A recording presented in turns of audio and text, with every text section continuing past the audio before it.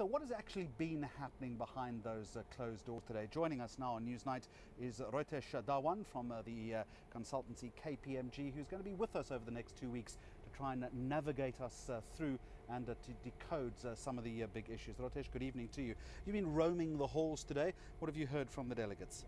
Jeremy, I would define the mood really as cautious optimism and really a call to action. And that's because three things have really happened today. The first thing is we realized that there simply can't be another talk shop. We really need action on the ground. And this is where I talk about things like we need money in the bank account for the Green Climate Fund. We need purely in black and white, the names next to the technology mechanism next year.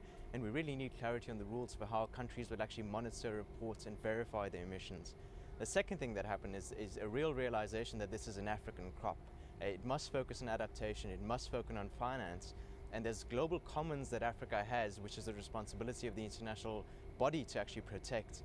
And the final thing that happened was we simply cannot afford to lose the rules that actually underlie this framework, the respect for the science that requires us to make these cuts, the respect for multilateralism and the respect for fairness in this process. Everyone keeps chucking this word adaptation out. Effectively, it's developing economies changing the way they do things.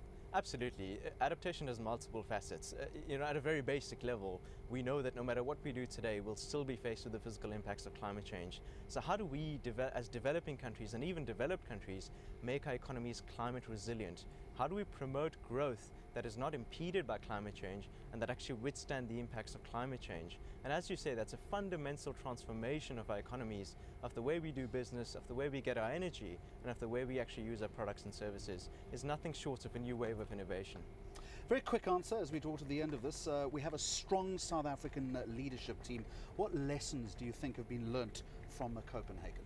I think Copenhagen taught us the importance of managing expectations. As we went into Copenhagen, expectations were sky high and potentially baseless, and that led to a pretty disappointing outcome.